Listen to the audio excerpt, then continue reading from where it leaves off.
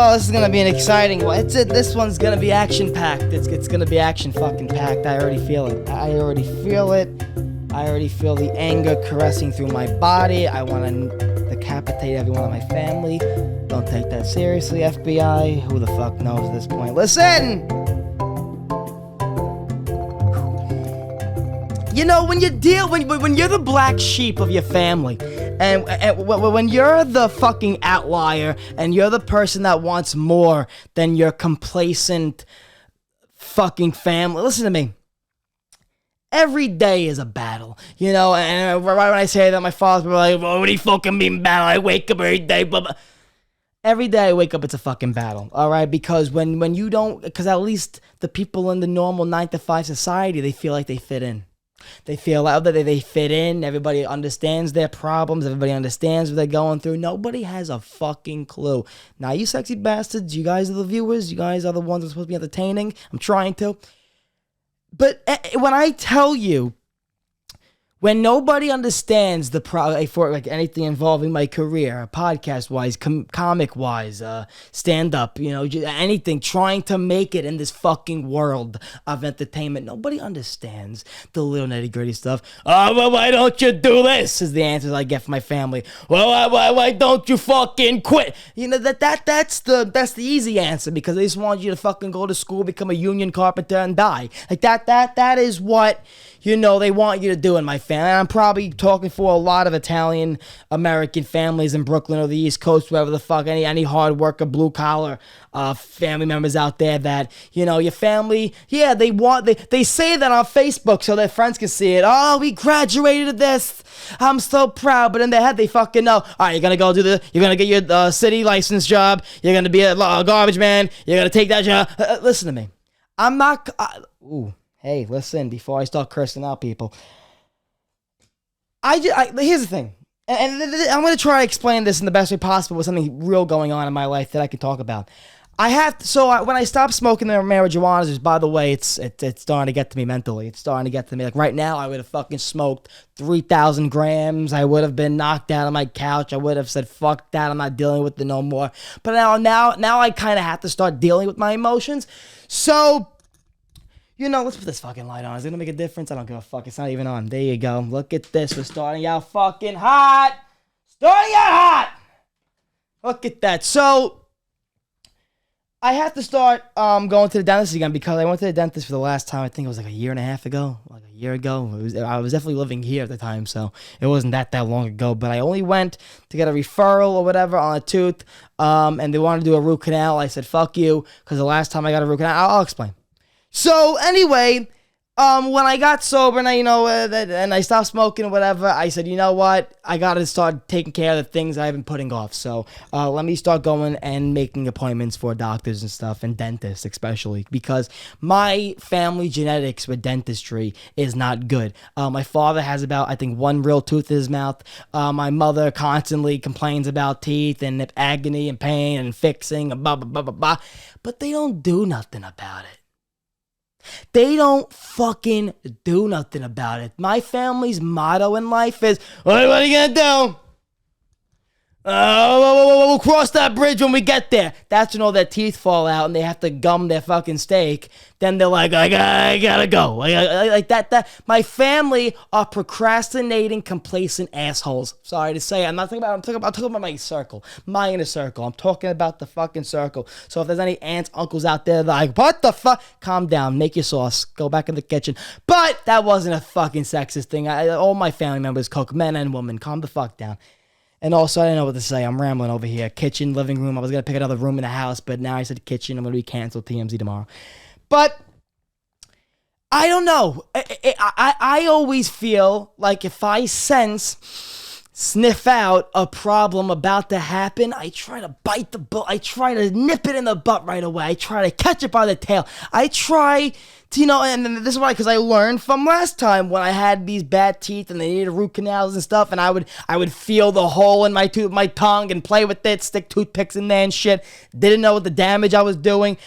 I learned, you know what? Instead of it being that way for a while and being scared of dentists, go to the fucking dentist before it's worse.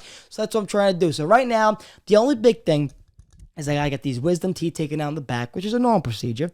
Wisdom teeth taken out, and I guarantee, I'm already looking in the mirror, I definitely have one cavity on this side here, this tooth's starting to get a little cavities over there, and who the fuck knows what else. I chipped a little tooth over here, there's a filling that I think some of it's coming off in this tooth.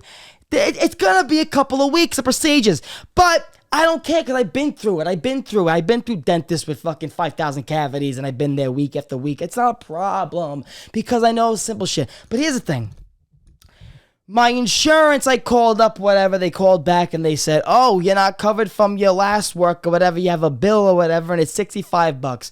It's whatever, okay, 65, go fuck yourself, but all right, whatever, I'll pay the $65. So I tell my father, I'm like, hey, listen, our insurance, whatever, you know, it's, he's saying that my father's union carpenter insurance, whatever, isn't, by the way, great podcast, we're starting out with insurance talk. So, anyway, long story short, anyway, the conversation I'm having with my father, and then the conversations that just go on, and I'm trying to tell him, no, and first of all, my father, you know, with my nephew, he also lives in a house where there's kids running around 24/7, who's coming in the house, who's leaving. My father lives in the house where Shameless was taking place. If you never watched Shameless, that's the fucking house he lives in. The house is going crazy 24/7. He has no time for anything, but that's fine. So I remember, you know, just if I call him, if he's at work, carpentry, bang bang, hammers all over the place, can't hear me, can't even understand me when he can hear me. So that's it. It's a lose convo there. I try to call him. I'm with your nephew. Then hangs up. He has no time. When I call him, who's asking? Who's nudging him for something? Who's asking for something? Who's calling him about a bill he has to pay? Hey, listen to me. I feel like every fucking time it comes to me, every single time, maybe you feel that way in your own family, every time it comes to me, it's always, all right, okay, I'll get to you. Okay, whatever. But if it's my sister or if it's anybody else in the fucking family, I feel like it's, oh, what's up? No problem. All right, how much you want? If my father and my mother and my family has done so much for everybody, but it's clear that, you know, as I get fucking older, and the fact that I'm not, in a way, I guess, fitting into their picture of what it is to be a 22-year-old, or I guess they're not seeing whatever, maybe what they expected of me at 22.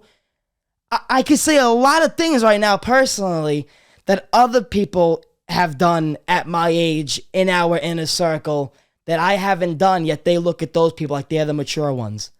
Like they're the ones that are on the right track, when I'm the one trying to fight and do everything opposite to what the blueprint of my family fucking, you know, my family blueprint is, which I think I mentioned before. I have fucking hair in my mouth, pussy. So it would be I think I told you before, it would be the blueprint of my life would be grow up. My father's in the union. I can fucking get you in. I can get you your union book. I would graduate high school. Maybe go to college, whatever. And then, either way, if anything doesn't work out, fucking call me in the union. Not even my family. I look at friends. I look at people that went to the Catholic school that I went to for 2.5 years, and they're supposed to be, you know, and all the fucking priests and the fucking deacons and the teachers that would look at them like God's angels, smart asses. You're gonna be a lawyer, and now they're fitting pipes. Listen, they make great fucking money, but in a way, you're living a life where you're fucking, you're miserable doing fucking union work. I'm sorry, that's not what I want to do. So, in a way, I've been recently dealing with the fact that I feel like a black sheep in my own family, and any problem that consists of me, it's always like I feel like the theme overall with people is, oh, here we go, oh, turbo, and it's not like a pick on my father podcast, but in a way, getting a sneak peek in my life. Like, if it's anybody, I feel like it's like, oh, we feel that way because it's always a problem with you. Because I'm not like anybody else in this fucking world that just pushes shit, and especially my family. I don't want to keep saying like my family, because maybe and I'm going to say his name because this is not who I'm talking about. But like if it's whatever, it's my cousin Eugene, right? My cousin Eugene, right? He hears this and he's like, well, I'm not talking about a lot of people. I'm just saying. I just say my family to put it in a bow. I just feel like if it comes to me, it's always, oh, here we go again, and they don't put 100% into like listening to me. That's another thing too. You know, people who out there that feel like the outcast, that feel like, you know, they don't get listened to. I hear you. I fucking hear you. You know, and it's sad that my dad falls into a lot of these categories, but, you know, I try to talk to him. Even when we're out, we're doing something, he's always like this. Where's my phone? It's not even with me. He's on his phone. He's on his phone, checking his fucking, his sports bets. And that's where I get it from, by the way. If you follow me, that's where I get my sports gambling addiction from, right? So he's looking at he's looking at his scores, right? And then who's calling him 24/7, knowing that he's with his son. They're still calling him 5,000 times anyway. He's looking at his phone all the fucking time. We're at a Met game. I can put a video in this. I think I put it in an old podcast, but I don't know where the fuck it is, so don't make me work. Don't make me edit. Where he's on his phone at a fucking Met game playing one of those Crazy Rabbit sponsored casino games, right? And I'm like, what are you doing? I'm like, you don't want to like talk to me? Like, you don't want to talk? Listen, what are you going to do? I'm going to try to get off this. I just, 15 minutes already talking about, I mean, not even 15, I don't know how long we've been going for, but I don't know, man. I'm just, I don't want to sit here like any other person on this fucking platform that's everything's okay. We're gonna be watching episode. I'm real. I'm authentic. I'm raw. I tell you how it fucking is. I don't try to sugarcoat things for views. I don't try to sugarcoat things to where maybe, hopefully, where if one of you sexy bastards see me on the street, like remember that time I told you where I was waiting on the bus?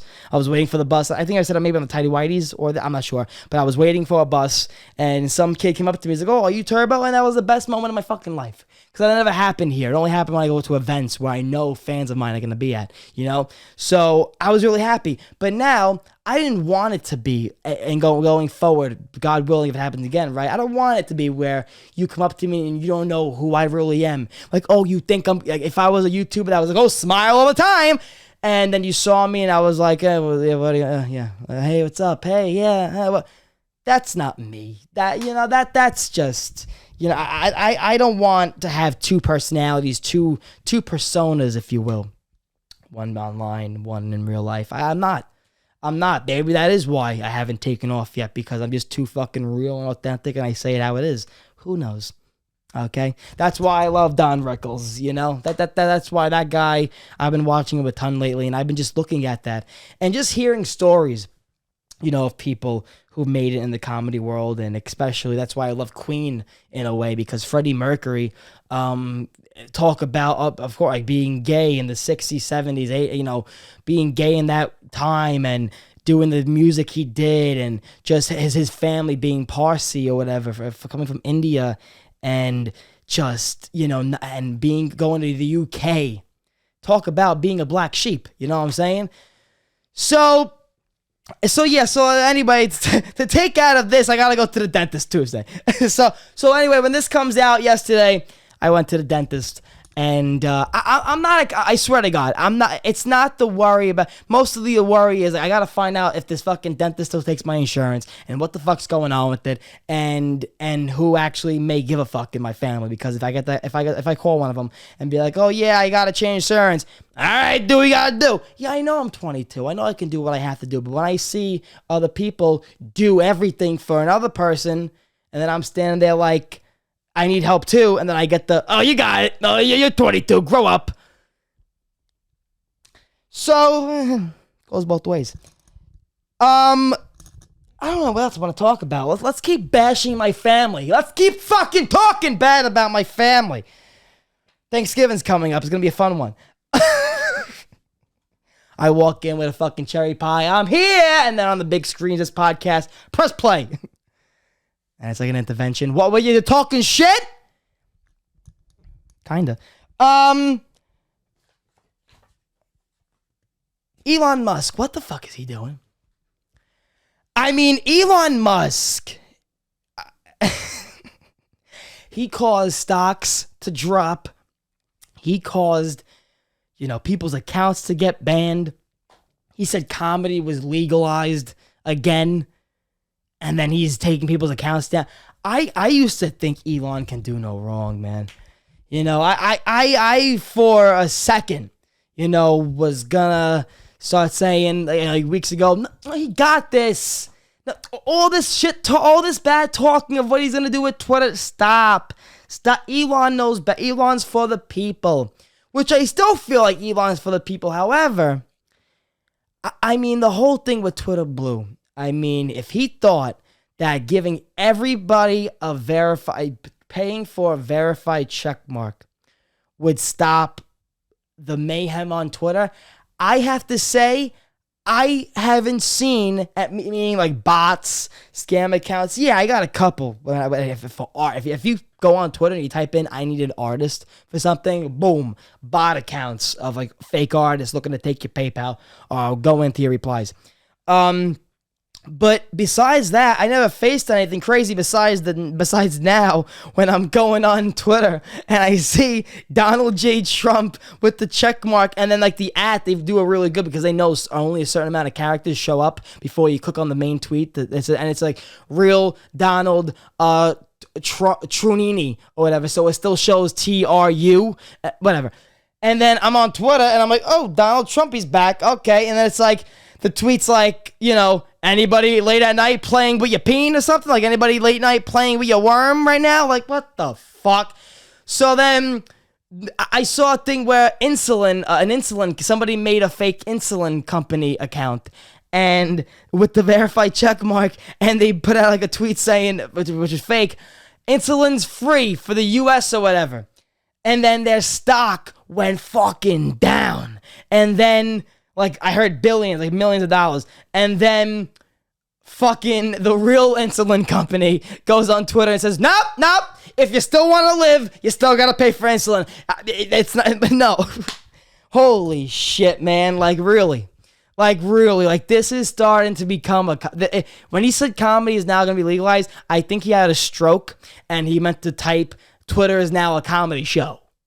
I think he tried to type like, Twitter is now going to be a new comedy sitcom. Sit back, relax. The whole app now is going to be a sitcom. Enjoy the fun. Enjoy the fire.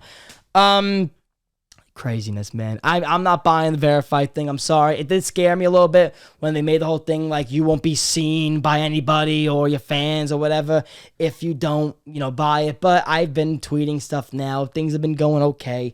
I mean, I know Tim's not, I know Rabbit's not. I was thinking maybe doing it for the Tidy Whitey's Twitter account. I don't know, but $8 a month for a verification. I mean, I think he said it was supposed to bring them back up to date to really bite the bullet for the bulk debt they're in or something, or the amount of money they were losing on the Twitter app.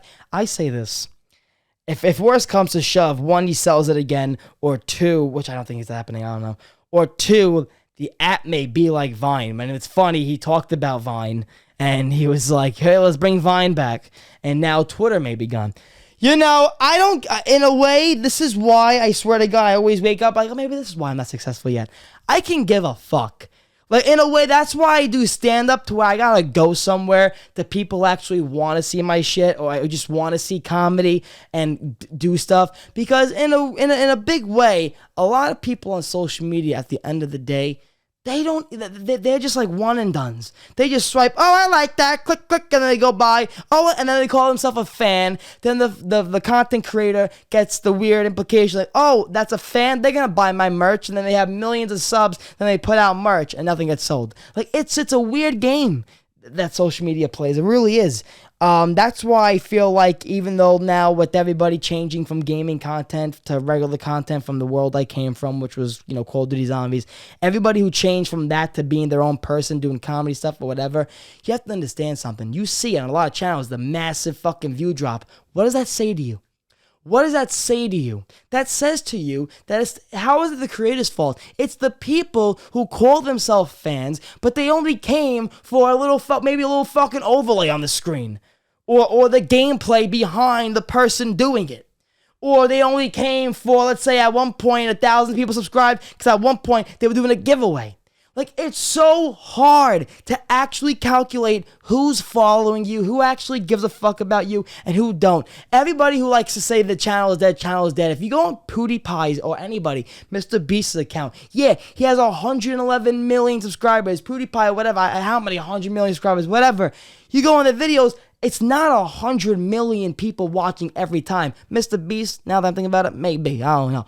But you have to look at it as like Twitter, I feel like, is showing that a lot more now. Where it's like, all right, who's the real ones, who ain't? You know? And I'm sitting back. I'm just going to enjoy the show. I'm going to tweet out what I want to tweet out. I mean, I've never done anything bad to begin with, so that's why, I don't really give a fuck. And I don't think anything's going to affect me. I'm not trying to create my Twitter account to make believe I'm Martha Stewart or fucking Whoopi Goldberg, okay? I'm not doing that. So, Twitter, what are you going to do? God bless. Another thing I wanted to bring up, voice crack again, puberty, finally going through it. Another thing I wanted to bring up is I'm very happy and I'm very thankful. But we're going to wrap it up here because I feel like I really went hard in this pod. And let's make it as short as possible because I feel like if I keep going on, I'll get myself incriminated by my family.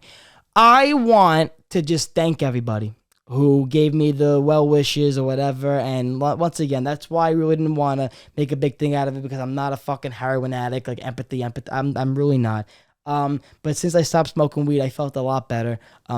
Days like today where I was dealing with some shit, family shit. I would want to smoke a fucking joint right away. I would want to smoke weed or something just to numb it. But it's that constant feeling of no turbo. You got to start facing your fucking feelings now. You got to start looking in the mirror now with something you didn't do for like about 4 years of your past life. So, I just can't thank you guys enough. The comments that came in, the Tidy Whitey's podcast when I talked about it, the comments there. Thank you so much. Like I said, I'm starting to not feel like I fit in to, the people who you're supposed to feel the most comfortable with, which is your family. I'm starting in a way, and the part texting me now. In a way, I'm just gonna say I haven't felt more like quitting ever in my life than now, which I'm not going to. I swear to God, I always say this. I can never see a life where I'm not always fighting for what I want in life, comedy, entertainment, whatever. However, when you just don't feel like you fit in when you're talking to your mother, your sister, your father, your grandmother, grandfather, whoever it may be, it's just so hard every day just to fuck. And look at me. There's people working in fucking coal mines, firefighters, police officers getting shot at, and I'm over here saying, it's so hard. It's all situational, I guess. It's everything you've been through before. It's everything you've experienced up until this point, I guess. So, I'm not going to cry about it. I haven't for years. I've always kept going. I got to stop patting myself on the shoulder because there's no one in this family that works harder than fucking me in terms of actually doing meaningful, actual, what you want to do in life shit. Okay, you could be an accountant like this. I mean, go to school, do what you have to do for accountant. You know the blueprint. You want to be a doctor, go to school, do what you got to do. You know the blueprint. You know what you got to do. If you want to do anything involving education where they give you the blueprint, the classes, the qualifications, you know what you have to do. I wasn't given a manual. I wasn't given a fucking course outline on how you become a successful comedian or whatever. I don't have that. So I love you guys, which I just want to say those comments make me feel worth it. Make me feel like I'm not just talking to an abyss, and we are doing something right here. So you sexy bastards, before we go, I just want to say once again, I love you so much. And if you out there feel like the black sheep of your family, you feel like the outcast, you feel like an outlier, comment down below exactly how you feel, and I will definitely message you back. And just let me know on Twitter, Instagram, all down below. Spotify down below. The Tidy Whitey's podcast is down below and also on the end screen. Like I said, I'm going to go decompress, maybe take a shower. When I tell you, my balls, my pits, they legit smell like I had of course, when I want to do the reference, the Shrek book ain't here. It's Shrek. Okay, I think I said it at last podcast. I took a shower since then. However, still, I really think it's the THC coming out of my body and really making me feel like I'm a degenerate asshole. What are you gonna do? I'm just gonna keep smelling like shit, and maybe I'll just die before I take a shower. Who the fuck knows? Maybe I'll start rotting my skin. Maybe my bed will consume me tonight. Who the fuck knows?